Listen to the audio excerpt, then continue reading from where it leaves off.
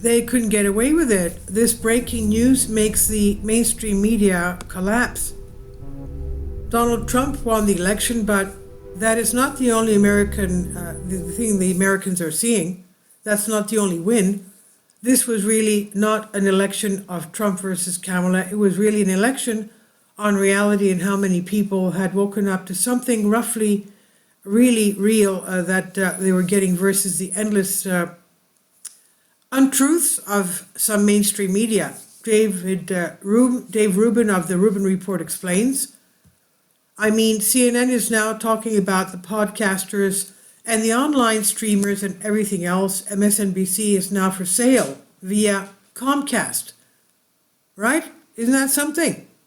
MSNBC is not for sale via Comcast. CNN, it's now being reported that it's about to axe a bunch of their top talent, he says.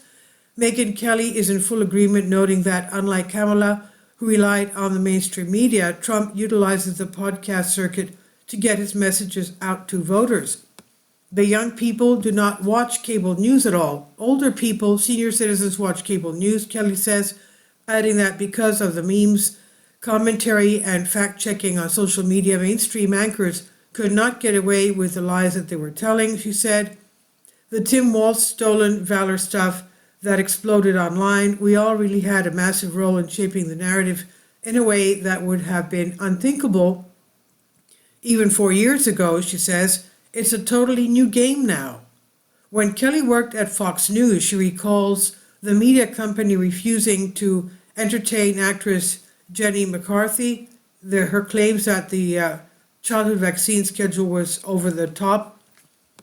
And now it's the same thing with trans ideology and pronouns. I remember Fox News being like, oh no, we're not even going there.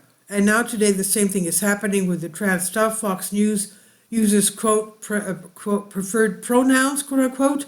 That's a news core policy. And they say he when it should be she, Kelly explains.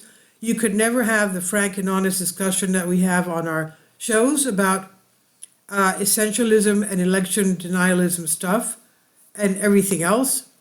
I only would really put it together later that a lot of that is driven by just the agenda of the owners and the people at the top, and a lot of it is driven by the advertisers. And she says, I mean, RFK Jr. is not wrong when he points out that a huge advertiser, Pfizer, is all over television. And this is from Dave Rubin from The Blaze on DNYUZ. Please leave your comments and thank you for your support. Support my Patreon account.